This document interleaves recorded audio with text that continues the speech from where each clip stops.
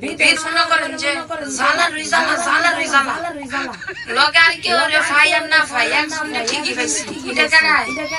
ওই যে তেলা ফুকার ছাও সেল্লা সুরার ঘরে তেল্লা সুরার গালা খাউন থে অশান্তি হয়